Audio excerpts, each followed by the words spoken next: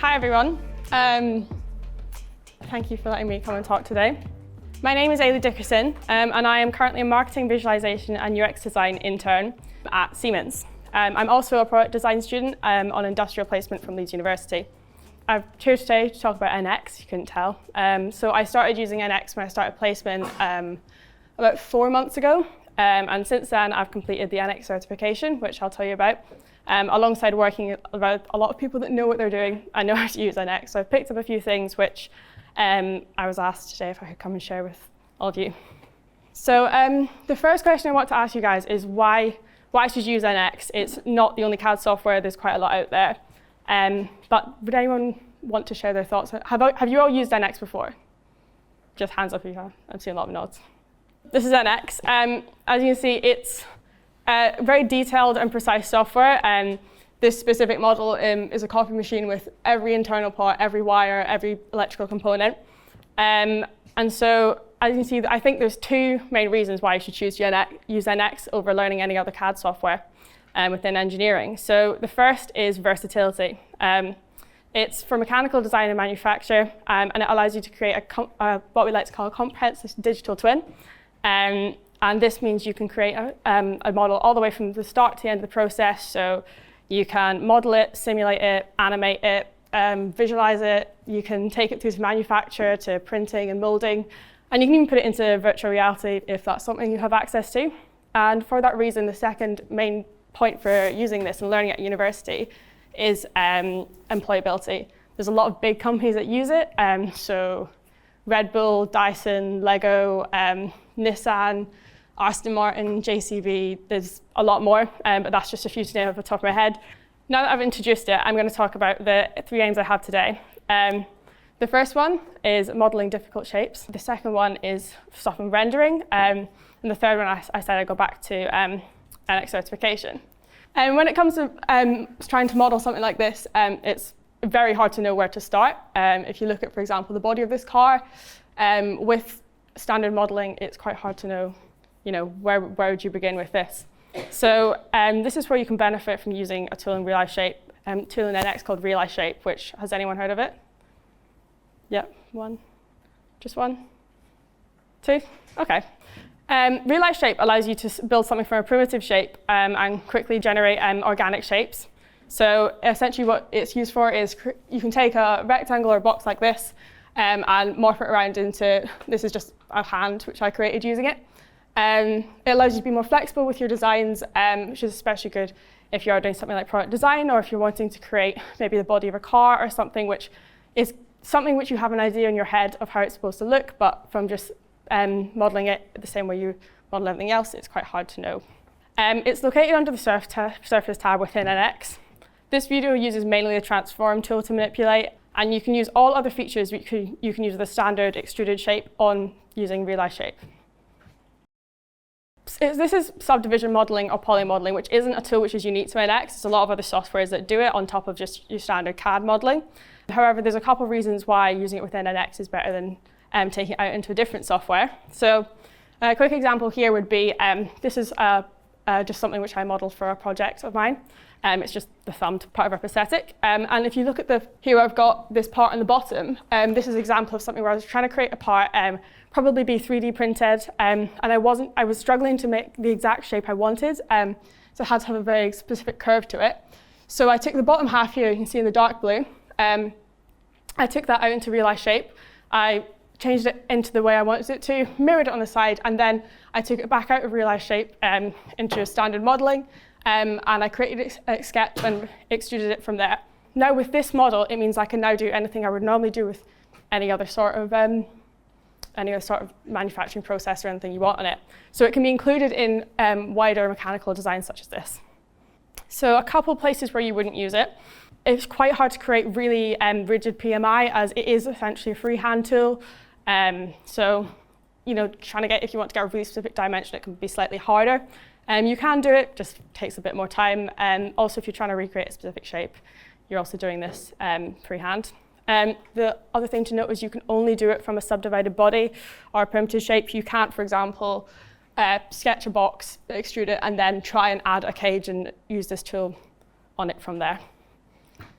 This is something which I'm going to do today. So do we have any climbers? Anyone climb? Okay.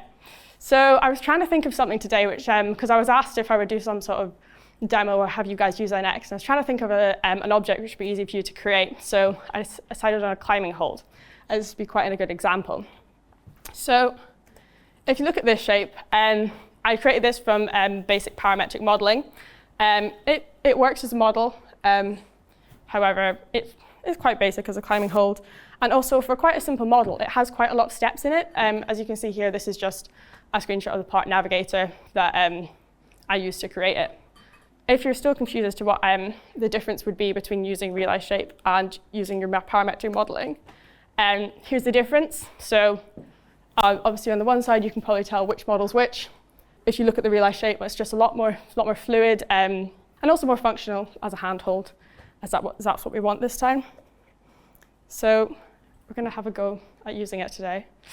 So has everyone got NX open? The first thing you want to do is go down to your roles tab at the bottom, as I think you might not be able to see the surface tab.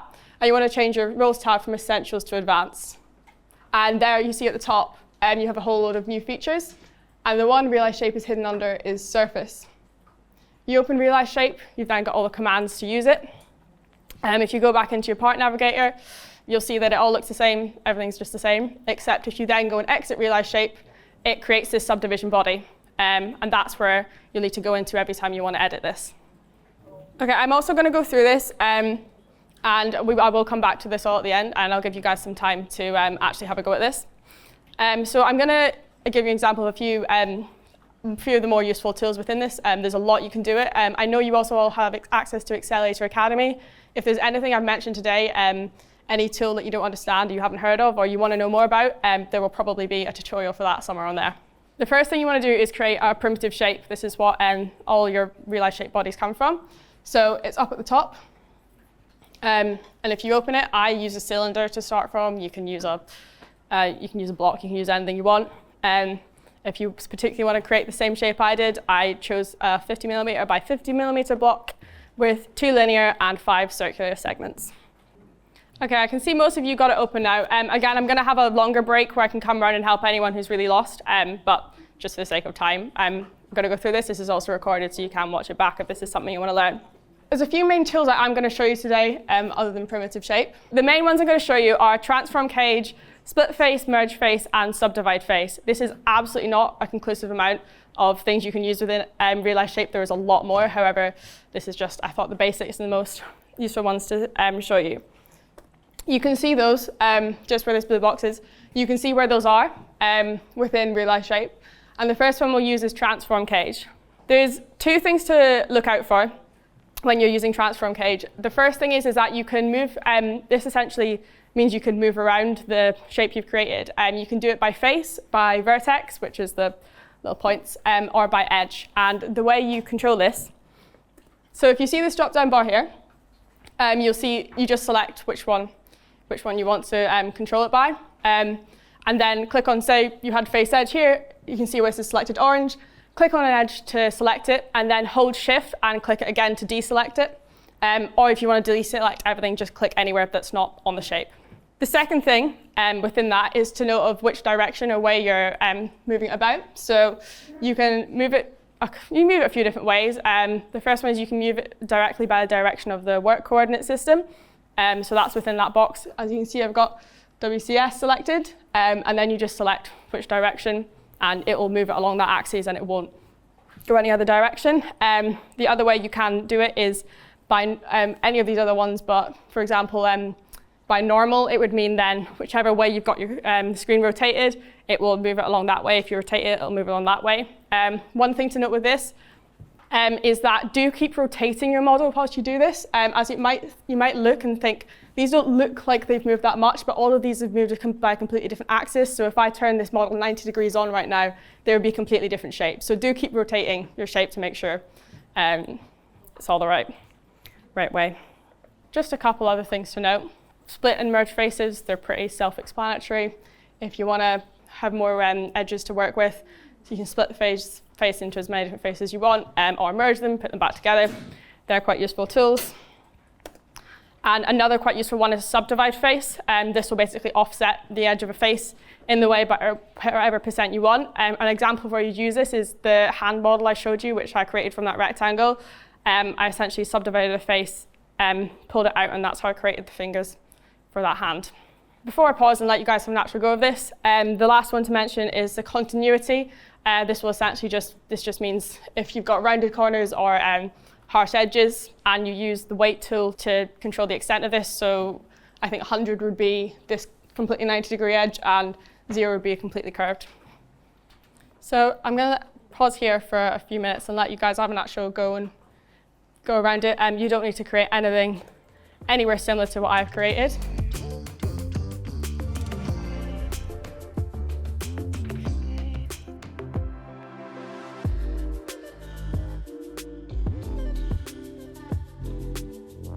But now that you've had a bit of opportunity to just move it around and see what you can do with creating a shape, I'll just show you a few of the other details I added to create the final model I did.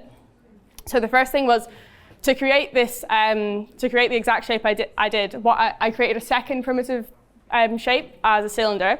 I then just moved it around a bit. I then clicked finish and came out of realized shape, and just use a standard Boolean command to subtract that second realized shape cylinder from the first one, and create a hole in the middle, as you can see here. A couple of things I did was just create some detail. So I put a hole in the middle for a bolt to go through it, and assuming this is a climbing hole that's going on wires, other things like that. It's just a really quick way of doing that.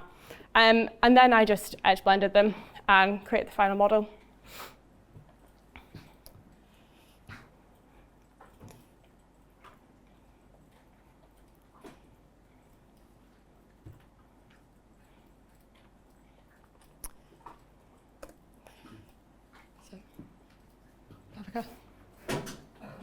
Next.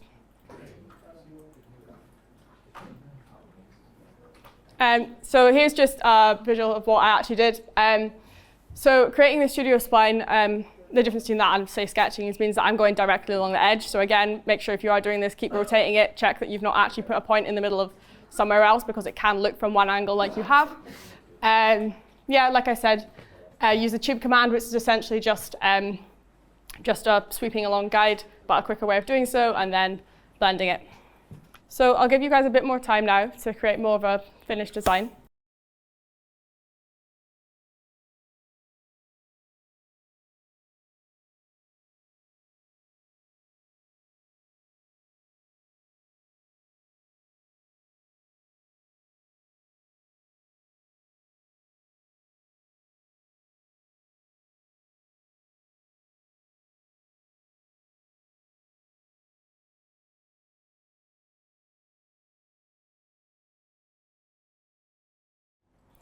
Okay, so again, I'll have more time at the end if you want to finish or keep going with what you're doing, but I'm going to move on to the next section for now.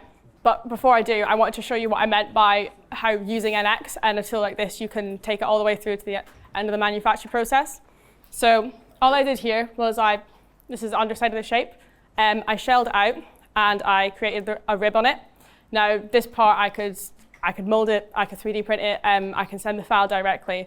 This is a fully modeled part which can be used for manufacture. So in a couple of pretty simple steps, you can create something that can be used. The next part, as at some point you're going to have to present the model you've got to someone. So this is rendering and some tips and tricks to help use it. So the rendering engine within NX is called Raytrace Studio. Essentially what this is, it's a form of physically based rendering. It uses algorithms to mimic natural light. You've probably seen it used in games and movies, and it can sometimes produce results you aren't quite expecting. So I'm going to show you how to help with that. So this is a part I've just created. This is an example of one way of rendering it. So all I did here was I just created a rectangle essentially as a fake floor, put another part next to it, and now I put it in environment, in scene. A second way of doing it is something like this. I just took an image off of Adobe Stock, put it in as the background, and moved it about to where I wanted it to be. This can be quite useful, especially if you are a product designer, because often you want to demonstrate your design within an environment. Sometimes if you just have it on its own with a white background, it might not necessarily make sense for the context. So it's quite useful to do something like this. At the minute, you guys are using NX12. It's not actually the most up-to-date version of NX. There are a few updates. On the left here, sorry, my left, your right, is a render I did within NX12. And a render I did with something called NX Student Edition. You can see the difference here. NX Student Edition is essentially just a free download of NX with a slightly more updated license than NX12. It is free to download on your personal devices. I will show you how to use it at the end. Everything I'm going to show you can still do within NX12. It's just slightly more updated. It has a bigger material library. It has more environments and things like that. So I've split it up into 3 main sections to think about when you're rendering your design. So it's cameras, materials, and lighting. The first important one, I think, is cameras. So creating cameras allows you to add perspective, depth of field, and save your views, as opposed to just positioning your model within the graphics window and rendering it out from there. You can use parallel cameras, which are good for if you're creating orthogonal views. Or if you look at that preview, you can see the difference in perspective. Perspective essentially puts your model into a realistic environment and sees it how you would see it with your eye, and you can change it around. If anyone does photography, it's pretty similar to that. But it's something which you might not necessarily think about doing, but it can have make a really big difference if you're trying to create a realistic render. The next big part is materials. As you can see, there's the difference between not just applying a color, not really applying any sort of material, and actually changing your material and thinking about the placement of it on the object. It can have quite a big difference, and it can also you can really put your design into context sometimes as well. So people can, if you're trying to demonstrate it, they can see and think about exactly what you want it to look like in the environment. This is, again, demonstrated on NX Student Edition, but you can do this on NX12. There's just slightly less you can do. So what I did for this is I thought about the materials of a climbing hold. And the closest one I could find within the material library, as it's not the most standard material to just have saved, was plastic leather. However, it wasn't quite what I wanted. So I did a couple of things. So I changed the color, and then you can do something called changing the texture spacing and the texture scaling. I did this by stretching the UVs on an object. The UV is essentially, if you have an object, the material is a flat file which is then projected onto it. And you can scale it up, you can scale it down, or you can stretch it to create this effect that I have here. If you can see within the scale, the X is 0.05, whereas the others are 1. It's just something you can play around with to get a texture which you might want for your design. The last point, which is quite a big one, I think it's probably the biggest one, is lighting. There's 2 points to lighting. You've got the direct lights and you've got the HDRI. So this is 3 different HDRIs, which I've just put a reflective material onto the model here. As you can see, I've not changed anything about the direct lights. It has quite a big impact on the reflection and the lighting of your environment. You can use it to your advantage. You don't have to use it for, like this says lounge. I'm not trying to put my model in a lounge, but I might want the lighting for that for something specifically. So this is just a setup of a specific render I showed you. I used a Dark Spot Studio, and I decided to edit the lights because I wanted a really harsh shadow, as if it was on a vertical wall which was coming down the way. So I did this by changing the lights so that I've got all the lights pointing from one direction and not the other. I also changed the shadow from soft edge to hard edge, so I've got a really crisp line around it. You can also turn the shadows off entirely if that's what you want. This is all found within the render tab and all found within scene preferences. The last thing to note about doing this is, I don't know if anyone has tried to render things before. It does take a while. It won't just pop up exactly how you want immediately. So it can depend on a lot of things. For example, well, it depends on your computer, it depends on your model. So if you've got something that's, say, got a lot more glass in it, there's a lot more reflections, so there's a lot more rays of lights bouncing about, or the amount of parts you've got. So I think this one here was probably about 20 to 30 parts. This smaller model here, and that took maybe 5-10 minutes. However, it went all the way up to, I think it's a car with 15,000 parts, and that took 2 hours every time I wanted to render an image out of it. So I doubt you'll be making anything with models that big, but just be aware it does take a lot of time. Just a few other things, if it's still not coming out how you want it to come out. Once you open Ray Trace Studio, this is what you'll see. If you note at the bottom here, you've got the brightness. This is just the brightness of the whole image, doesn't matter what cameras or lighting you've put on it even. So turn that up or down, might give you the effect you want. Also, if your image is coming out really grainy, check you've got the denoiser on. I put that up at the top, you can see.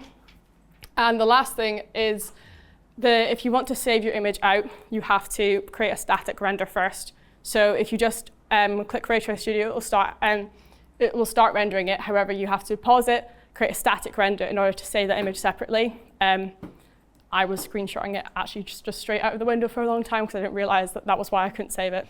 If everyone wants to pause the model they're creating at the minute, and I'll talk about this last bit, and then I'll give you some more time at the end to where I'll come around and I'll help again. So the last part I mentioned at the beginning is the NX certification. This is something which it's something that might be of interest to you. So the NX Design Associate certification, it's a multiple choice exam that allows you to get a lovely badge like this.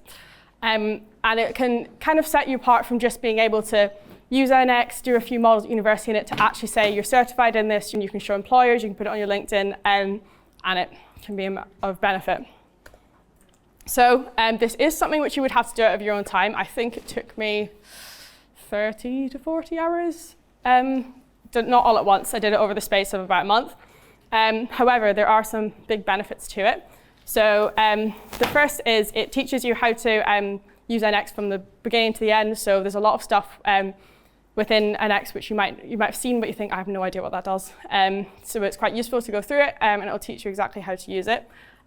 Also, it's good for employability. Any employer that uses NX, there's a lot of big companies that do use it, will be able to see that it'll set you apart from anyone else. That just says they can use it on their CV, but you can say you actually have a certification in it, and there are some employers that directly look for NX certified students.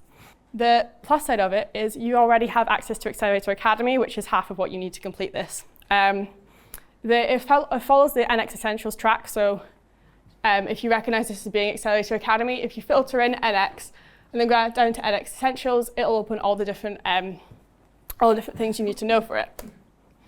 This is essentially everything it teaches you. It does teach you quite a lot, from basic design through to molded, cast part design, and working with assemblies, and obviously all of these other headings of specific parts which you might not know about. This is just a few other links. So I talked about the student downloads, so that's the first link here because we'll send these slides to you. You just need to put in your email. It doesn't need to be an academic email, and you'll be able to download it from there.